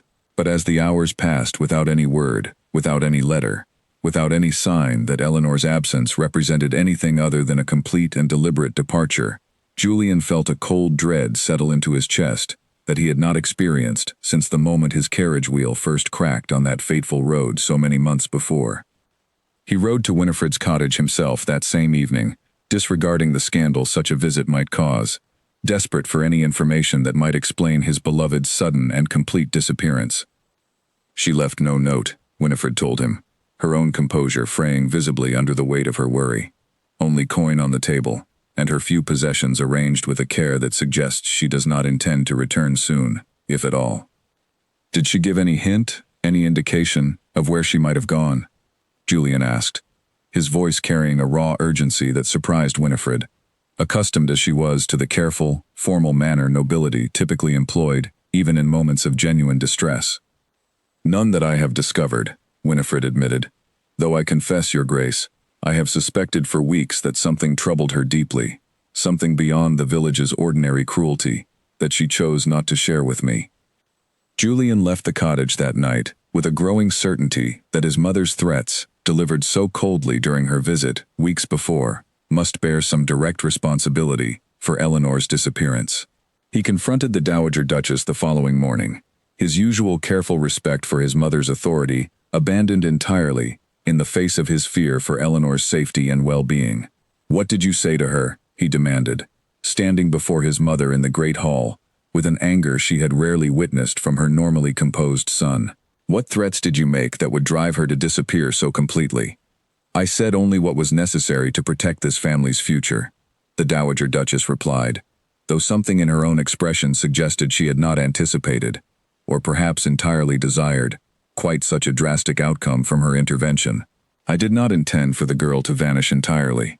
I intended only for her to understand the impossibility of any future with you, and to withdraw gracefully from a situation that could bring her nothing but continued heartache." "You have driven away the only woman I have ever truly loved," Julian said, his voice shaking, with a combination of grief and fury that he had never before directed at his own mother. "And for what? To force a marriage I do not want, to a woman whose own cruelty toward Eleanor has already caused more scandal than any genuine attachment between us ever could have?" The Dowager Duchess had no easy answer to offer her son's anger, though she maintained, even in the face of his obvious distress, that her actions had been necessary given the estate's financial obligations and the family's need for the security the Colby marriage promised. Julian spent the following days in a state of frantic, barely contained desperation, dispatching servants to inquire discreetly at every coaching inn within a day's ride of Ashcombe, seeking any trace of a woman, matching Eleanor's description, who might have purchased passage in the days immediately following her disappearance. He wrote to distant relatives, to old family friends scattered across the county, to anyone who might possibly have crossed paths with a young woman, traveling alone, and seeking refuge from circumstances she could not bear to endure any longer. For nearly 2 weeks, these efforts yielded nothing but frustration and mounting anxiety. Eleanor had planned her departure with more care than anyone had anticipated, choosing a route and a destination sufficiently distant from her ordinary life that the usual channels of village gossip and casual inquiry failed to uncover any useful trace of her whereabouts. It was Alice, ultimately, who provided the first genuine breakthrough in the search, recalling a conversation she had overheard weeks earlier between Eleanor and her aunt, in which Eleanor had mentioned a distant cousin residing in a small coastal town, a cousin who occasionally sent letters describing opportunities for respectable young women seeking employment away from the pressures of village life. "I do not know the name of the town," Alice admitted when she brought this information to Julian, "nor do I know if Miss Hartley truly traveled there or simply mentioned it in passing conversation. But it seems worth investigating, given the absence of any other useful leads." Julian seized upon this fragile lead with the desperate energy of a man who had begun to fear he might never locate the woman he loved. He dispatched a trusted servant to make discreet inquiries at Winifred's cottage regarding any correspondence from distant relatives that might reveal the name of this coastal town, and after some careful searching through old letters that Winifred had kept but never fully organized, They discovered a return address on a letter nearly a year old, sent from a small fishing town along the southern coast, addressed from a cousin named Margaret Hartley, no relation to Margaret Colby, but sharing enough of a common name to cause momentary confusion when Julian first read the letter himself. Armed with this single fragile clue, Julian faced a difficult decision. He could send servants to investigate on his behalf, maintaining the discretion that his position and his ongoing entanglement with the Colby courtship seemed to demand. Or he could travel himself, risking scandal and his mother's fierce disapproval, to search personally for the woman whose disappearance had left him unable to sleep, unable to eat properly, unable to focus on any of the ordinary obligations that had once filled his days without difficulty. He chose, in the end, to travel himself, informing his mother only that pressing estate business required his absence for several days, a deception that sat uneasily with his usual honesty, but which he judged necessary, given the delicate nature of his true purpose. He informed Margaret Colby of nothing at all, understanding that any explanation he might offer would only invite further complications he could not afford to manage, while his entire focus remained fixed on finding Eleanor. The journey to the coastal town took the better part of 2 days, traveling by horse rather than carriage, to move more quickly than the ordinary coach routes allowed, and Julian spent much of that time turning over in his mind everything he might say to Eleanor should he actually succeed in locating her, wondering what explanation could possibly ease the pain his mother's threats had clearly caused, wondering too whether Eleanor's disappearance reflected not merely a desire to escape unbearable pressure, but perhaps a genuine belief that she no longer wished any connection to a man whose family had caused her such profound suffering. He arrived in the small coastal town on a warm evening in early summer, the salt air and the cry of gulls overhead offering a stark contrast to the familiar countryside of Ashcombe, and began, with careful discretion, to inquire at the local inn about any young woman recently arrived from inland who might match Eleanor's description. The innkeeper, a weathered woman with sharp eyes that missed little of what passed through her establishment, studied Julian's fine clothes and obvious noble bearing with evident curiosity before answering his careful questions. "There is a young woman teaching at the small school near the harbor," she said finally, "arrived perhaps a month past, keeps mostly to herself, speaks little of where she came from, goes by the name Ellen, though I confess something in her manner always suggested a woman hiding, rather more than a simple change of scenery might explain." Julian felt his heart leap at this description, recognizing immediately the small alteration Eleanor had made to her own name, understanding the careful caution that had led her to disguise even this small detail of her identity in her effort to disappear completely from the life that had brought her such pain. "Can you direct me to this school?" he asked, his voice betraying more urgency than he had intended. The innkeeper gave him careful directions, along with a curious, searching look that suggested she suspected considerably more about the situation than Julian had revealed in his careful questions. He thanked her and set out immediately, despite the lateness of the hour, toward the small building near the harbor where, if fortune finally favored him, after weeks of desperate searching, he might at last find the woman whose absence had taught him, more thoroughly than any of his mother's lectures on duty and obligation ever could, exactly how deeply and completely he had come to love her. The small schoolhouse near the harbor stood dark by the time Julian arrived, the last of the evening light fading into deep purple over the water, and he understood, standing before its locked door, that he would need to wait until morning to have any hope of finding Eleanor there. He spent a restless night at the local inn, sleeping little, rising before dawn to position himself near the schoolhouse well before the first children might arrive for their morning lessons. He did not have to wait long. As the sun climbed fully above the horizon, casting long shadows across the cobbled street leading to the harbor, a figure approached the schoolhouse from a small lane beyond, and Julian felt his breath catch entirely at the familiar sight of Eleanor, dressed in a simple gray traveling dress, her dark hair pulled back in a practical style, carrying a small satchel of books and papers for the day's lessons. She did not see him at first, her attention focused on unlocking the schoolhouse door, and Julian found himself momentarily frozen, uncertain how to announce his presence after weeks of desperate searching, after a journey that had tested every ounce of his determination and resolve. "Eleanor," he said finally, his voice carrying across the quiet morning street.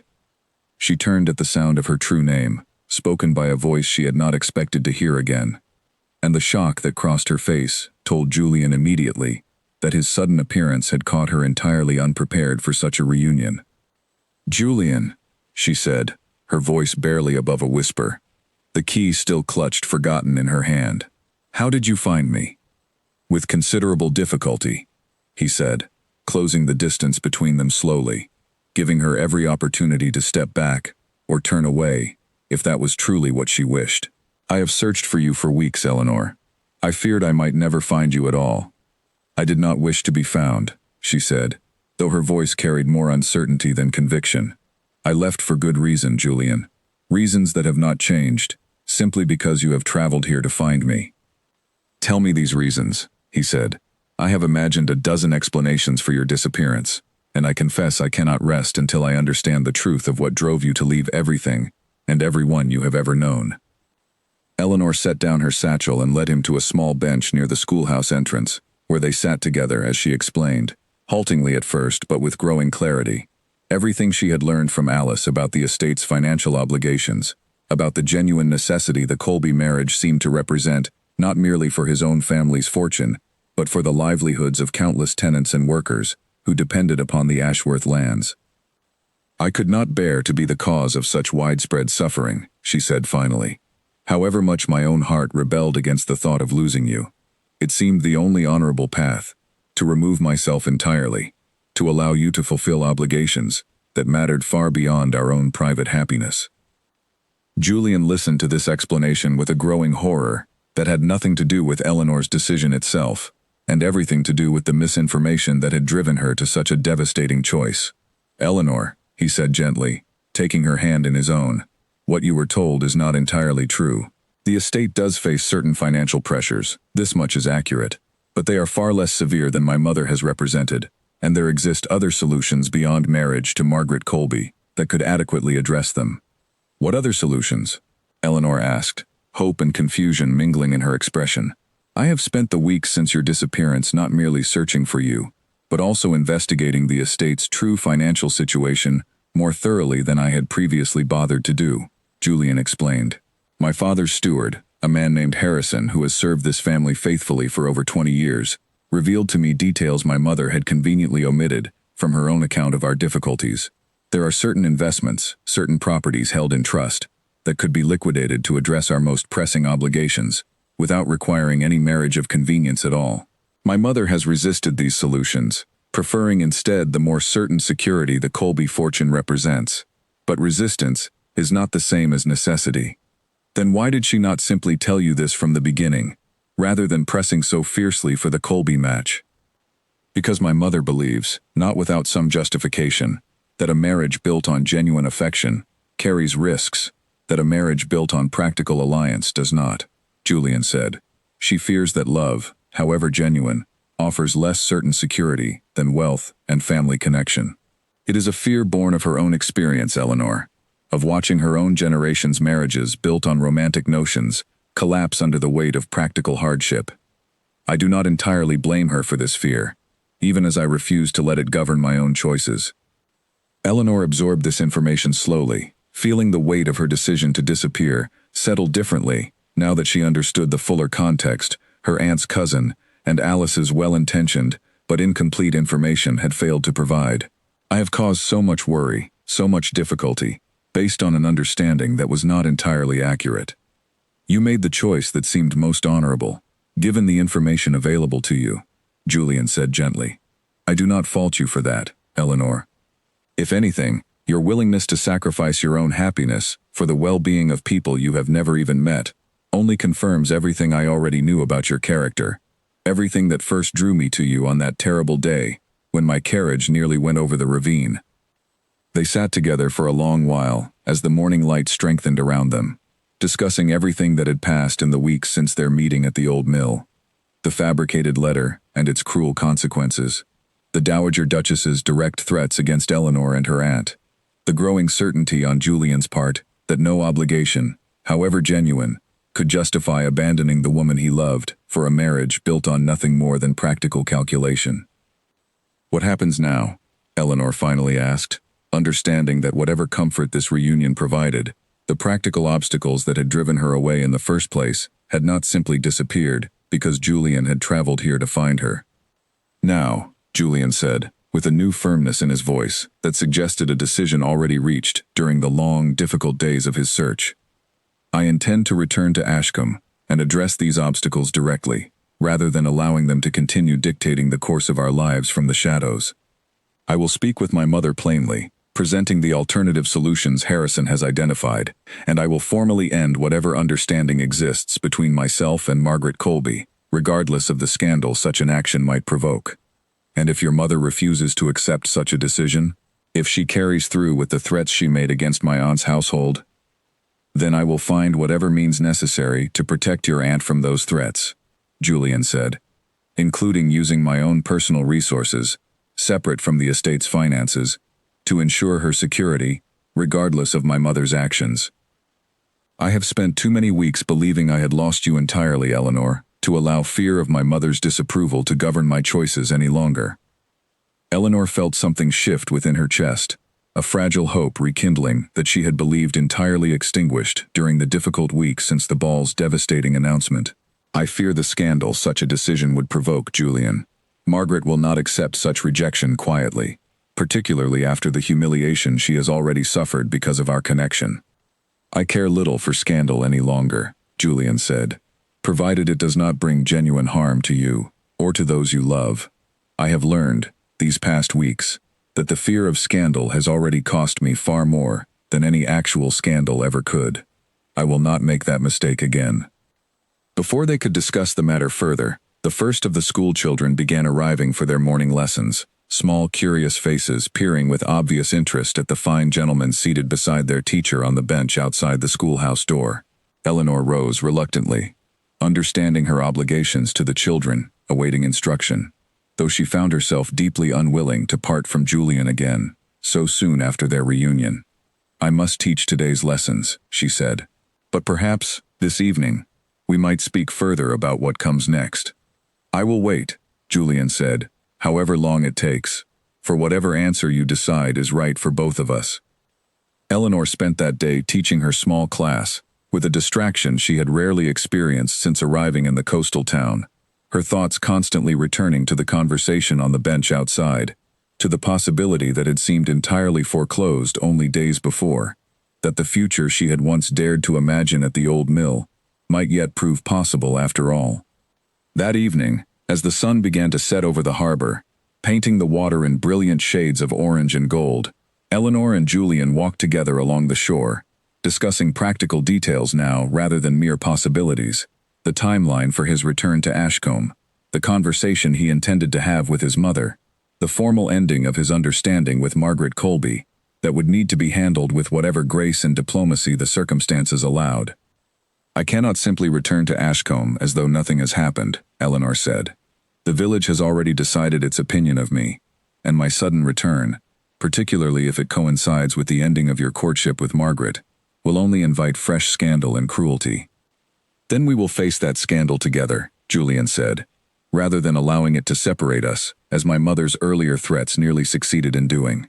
Whatever the village believes, whatever cruelty they choose to inflict, I intend to make my feelings for you known publicly and completely, in a manner that leaves no room for doubt or continued mockery." Eleanor felt a warmth spread through her chest at these words, a warmth she had not allowed herself to feel since the devastating announcement at the spring ball so many weeks before. "You truly intend to defend me publicly, regardless of the consequences?" "I intend to do considerably more than merely defend you," Julian said, stopping their walk to face her directly, his expression carrying a seriousness that told Eleanor he had given considerable thought to whatever he intended to say next. "I intend to ask you, properly and formally, once circumstances allow, to become my wife. Not out of obligation or practical calculation, but because I have learned, through these weeks of desperate searching, that no title, no estate, no family expectation matters to me nearly as much as your presence in my life." Eleanor felt tears gathering in her eyes, though this time they carried none of the grief that had accompanied so many of her tears in recent months. "I would need time to consider such a question properly, Your Grace." "Take whatever time you require," Julian said, smiling despite the formal title she had used, perhaps deliberately, to maintain some careful distance, even as her expression suggested her answer already leaned strongly toward acceptance. I have learned patience these past difficult months, Eleanor. More patience than I ever believed myself capable of possessing. They agreed, before parting that evening, that Julian would return to Ashcombe within the week to begin the difficult work of addressing his mother's objections and formally ending his understanding with Margaret Colby, while Eleanor would complete her current teaching obligations at the small coastal school before deciding whether and when to return to the village that had caused her such profound suffering. It was, Eleanor reflected that night, lying awake in her small rented room above the schoolhouse, a far more hopeful ending to her difficult journey than she had allowed herself to imagine during the long, lonely days since her departure from Ashcombe. But hope, she had learned through hard experience, often preceded fresh disappointment, and she understood that the true test of Julian's resolve still lay ahead, in the difficult confrontations with his mother and with Margaret Colby that would determine whether the future they had discussed on the harbor shore might actually come to pass. Julian's return to Ashcombe brought with it a confrontation he had been preparing for throughout the long ride back from the coastal town, rehearsing in his mind the exact words he intended to use with his mother, the precise arguments he would present regarding the estate's alternative financial solutions, the careful but unwavering manner in which he intended to end his understanding with Margaret Colby, regardless of whatever consequences followed. He found his mother in the estate's private study, reviewing household accounts with her usual meticulous attention, and she looked up with visible surprise at his sudden appearance, having believed him still occupied with the vague estate business he had claimed as his reason for departure. "You have returned sooner than expected," she said, setting down her pen. "I trust your business concluded successfully." "My business concluded exactly as I hoped," Julian said, closing the study door behind him with deliberate care. "I found Eleanor, Mother. She is safe and well, teaching at a small school along the southern coast." The Dowager Duchess's expression tightened visibly at this news, though she said nothing immediately, waiting for her son to continue. "I know now, from Harrison's own account, that the estate's financial difficulties are considerably less dire than you have represented to me these past months," Julian continued, drawing from his coat the papers Harrison had prepared, documenting the alternative solutions available to address their obligations without requiring the Colby marriage. "The trust properties alone, if properly liquidated, would address our most pressing debts within 2 years, without requiring any marriage of convenience. Those properties represent a legacy your father intended for future generations," the Duchess said sharply. "Liquidating them recklessly to satisfy some romantic notion would be a betrayal of everything he worked to build. My father built this estate through careful management and genuine partnership with my mother," Julian said, his voice firm despite the difficulty of directly opposing her, for perhaps the first time in his adult life. "I do not believe he would have wished his own son to sacrifice genuine happiness for a marriage built on nothing more than financial calculation, particularly when other reasonable solutions exist." The confrontation that followed lasted well over an hour, covering every argument the Dowager Duchess could muster regarding duty, family obligation, and the practical realities of noble marriage, met at every turn by Julian's steady, patient insistence that he had found a path forward that honored both his responsibilities to the estate and his genuine feelings for Eleanor. In the end, though his mother did not fully abandon her reservations, she agreed, with evident reluctance, to allow Harrison's proposed financial solutions a fair examination and to withdraw her most severe objections to Julian's intended course, provided he proceeded with sufficient care to minimize whatever scandal might follow. The conversation with Margaret Colby proved, if anything, more difficult, though considerably shorter. Julian requested a private meeting the following morning, and Margaret arrived with an expression that suggested she had already guessed, from the rumors already circulating about Eleanor's discovered whereabouts, exactly what news awaited her. "You intend to end our understanding," she said, before Julian could even properly begin the difficult speech he had prepared. "I do," Julian confirmed. "I owe you an honest explanation, Margaret, and my sincere apology for the pain this decision will undoubtedly cause. My feelings for Eleanor have not changed, despite every effort to force them into different shapes. and I do not believe either of us would find happiness in a marriage built on such an uneven foundation of feeling." Margaret's composure cracked, if only briefly, revealing genuine hurt beneath her usual carefully maintained pride. "I have endured considerable humiliation these past months, Your Grace. Humiliation that only grows worse with this final rejection." "I understand that, and I am truly sorry for whatever part my own actions have played in causing it," Julian said. "I hope, in time, you might find a match that offers you the genuine affection you deserve, rather than the practical arrangement our families attempted to construct between us." Margaret departed without further response, though the village would soon learn, through channels neither Julian nor Eleanor ever fully traced, that Lord Grayson's involvement in fabricating the cruel letter had finally come to light through Harrison's careful investigation, exposing both Margaret's role in orchestrating Eleanor's humiliation and the hollow foundation upon which her supposed victory at the spring ball had always rested. Whatever sympathy the village might have felt for Margaret's rejection dissolved considerably once the full extent of her cruelty toward Eleanor became known.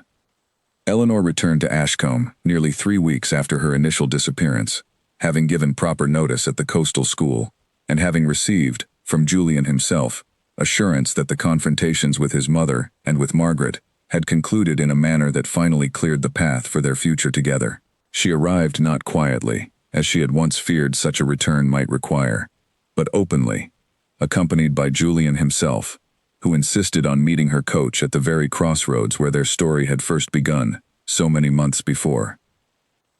The village, understandably, buzzed with fresh gossip at this development, though the tone had shifted considerably from the earlier mockery that had characterized so much of Eleanor's ordeal. Word of Margaret's true role in the cruel letter, combined with the visible devotion Julian displayed in publicly welcoming Eleanor's return, transformed the village's collective narrative from one of foolish delusion to one of genuine, hard-won romance that had triumphed against considerable obstacles. Charlotte, who had been among Eleanor's more persistent tormentors throughout the preceding months, approached her within days of her return, offering an apology that carried genuine embarrassment at her own earlier behavior. "I judged you unfairly," Charlotte admitted. "I allowed Margaret's cruelty to shape my own opinion, without considering whether it was truly deserved. I am sorry for the pain I added to your difficulties."